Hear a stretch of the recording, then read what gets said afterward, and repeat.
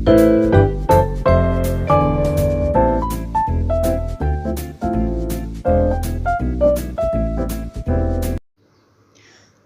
আলাইকুম।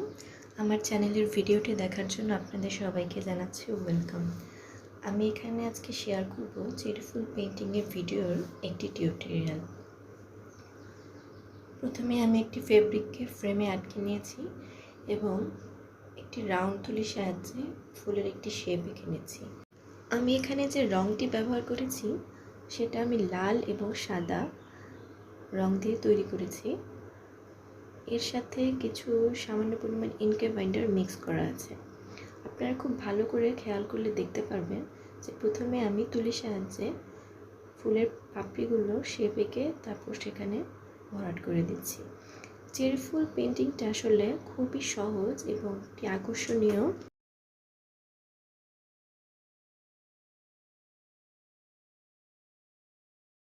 আপনারা যারা নতুন কাজ শিখছেন তারা ভালোভাবে খেয়াল করলেই বুঝতে পারবেন যে আমি ফুলটা আসলে কিভাবে তুলির সাহায্যে ফেব্রিকের উপর এঁকে নিচ্ছি।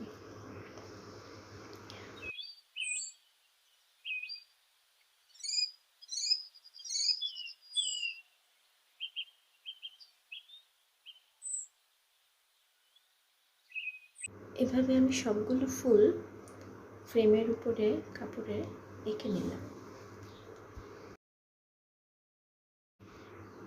এখন আঁকছি আমি ব্রাঞ্চগুলো আঁকার জন্য আমি সেই সেম তুলিটা ইউজ করছি এবং গাঢ় ব্রাউন যে কালারটা সেটা দিয়ে আঁকছি। তুলি ইউজ করার ক্ষেত্রে আপনারা সবসময় খেয়াল করবেন একটি রং থেকে আরেকটি রঙে যখন আপনারা সেই তুলিটা ব্যবহার করতে যাবেন তুলিটা যেন ভালোভাবে ওয়াশ করা থাকে এবং সেখানে যাতে কোনো পানি না থাকে। ফেব্রিক পেইন্টিংয়ের ক্ষেত্রে আমার কাছে মনে হয় ধৈর্যটা অত্যন্ত জরুরি একটা বিষয়। সেই জন্যে এই কাজটিতে সময় লাগে অনেক বেশি, কারণ রং যতক্ষণ না শুকাবে ততক্ষণ তার উপরে আপনি অন্য একটা রং ব্যবহার করতে পারবেন না এবং আপনার তুলিতে যদি অন্য একটা কালার থাকে বা পানি থাকে তাহলে আপনার পূর্ববর্তী যে রংটা আপনি ব্যবহার করেছেন সেটা ছড়িয়ে যাওয়ার সম্ভাবনা আছে। সেজন্য প্রথমে আপনাদেরকে যে রংটা ব্যবহার করেছেন সেটা শুকিয়ে নিতে হবে। ডালগুলো আঁকার পরে আমি এখানে ডালগুলোর উপরে কলি এঁকে নেওয়ার চেষ্টা করছি। আমি সে আবার আগের রংটা ব্যবহার করলাম এখানে।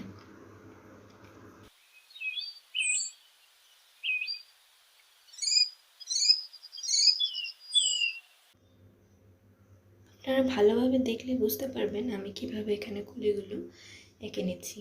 ফেব্রিক পেইন্টিং শুধু ফেব্রিক না, যে কোনো পেইন্টিং আসলে নিজের মনের উপর ডিপেন্ড করে। আপনি এই ফুলটা আঁকার ক্ষেত্রে যে কোনো আপনার যেখানে ভালো লাগে সেখানে আপনি ব্রাঞ্চ ক্রিয়েট করতে পারেন, কলি দিতে পারেন, ফুল দিতে পারেন। সেটা একদম আপনার নিজের মনের ইচ্ছা, বলতে পারেন মনের মাধুরী মিশিয়ে আপনি আপনার এই পেইন্টিংটা তৈরি করতে পারেন।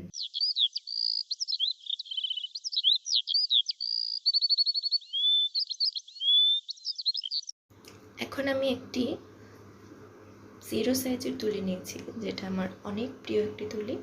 সেই তুলিটার সাহায্যে আমি ফুলের মাঝখানের অংশটা এঁকে নিচ্ছি। পেইন্টিংটা আপনারা চেষ্টা করবেন হাতে অনেকটা সময় নিয়ে তৈরি করতে, তাতে আপনার কাজটা নিখুঁত হবে এবং ধৈর্য নিয়ে করলে আপনার কাজটির মধ্যে অবশ্যই পারফেকশন আসবে। এখন আমি কলির নিচের অংশটিতে একটু ব্রাউন কালার দিয়ে নিচ্ছি এবং সেটা ব্রাঞ্চের সাথে মিলিয়ে নিচ্ছি।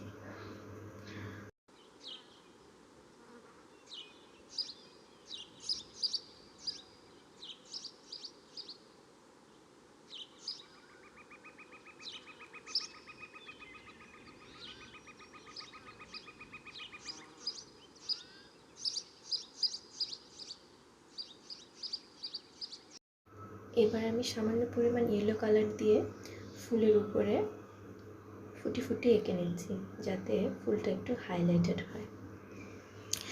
আমার ব্রাঞ্চটা আঁকা অলমোস্ট শেষ।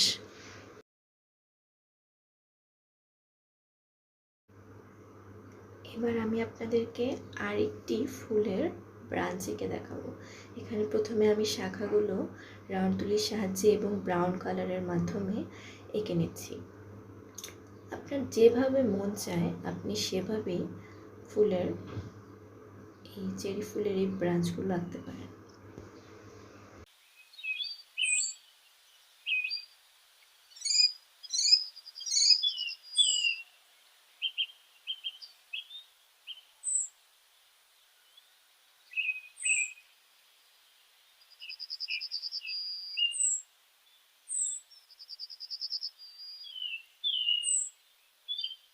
এখন আমি এখানে যেখানে যেখানে আমার ব্রাঞ্চগুলো দেব সেগুলো প্রথমে এঁকে নিয়েছি।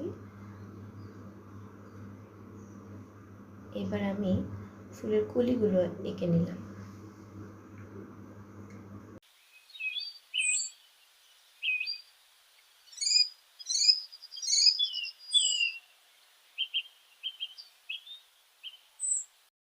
পেন্টিংয়ের ক্ষেত্রে আমি সবসময় চেষ্টা করি যে রঙটি ইউজ করব সেই রঙের কাজটি ভালোভাবে শেষ করে নিতে, এবং যে তুলিটি একবার রঙের সাহায্যে ব্যবহার করছি সেটা চেষ্টা করি যে সেই কাজটাকে সম্পূর্ণভাবে শেষ করে নিতে, যাতে সেই তুলিটা আবার পরবর্তীতে ব্যবহার না করতে হয়। কারণ রং ধোয়া এবং পানি ঝরিয়ে নেওয়া, রং শুকানো, অনেক কিছু বিষয় আছে, সেগুলো আপনারা আস্তে আস্তে বুঝতে পারবেন যখন আপনারা পেন্টিংটা স্টার্ট করবেন। দেখুন আমি এখন তুলির সাহায্যে ফুলের শেপটা এঁকে নিচ্ছি এবং সেটা ভেতরে আস্তে আস্তে আমি কালার করে নেব। পরবর্তীতে আমি এখন যেখানে যেখানে ফুলটা আঁকবো সেখানে ফুলের শেপটা আগে এঁকে নিচ্ছি।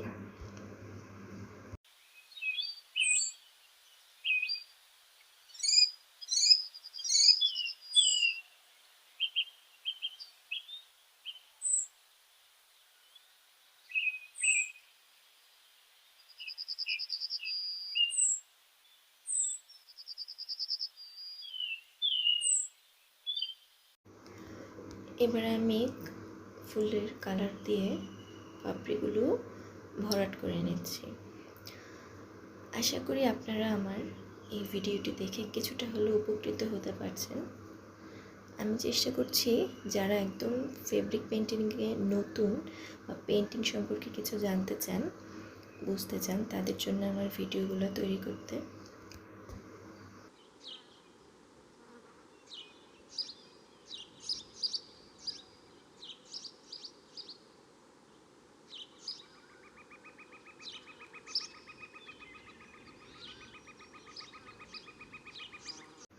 আপনাদের যদি কোনো কোশ্চেন থাকে বা আমাকে দেওয়ার জন্য কোনো অ্যাডভাইস থাকে, কোনো মতামত জানাতে চান, অবশ্যই কমেন্ট বক্সে সেটা লিখবেন।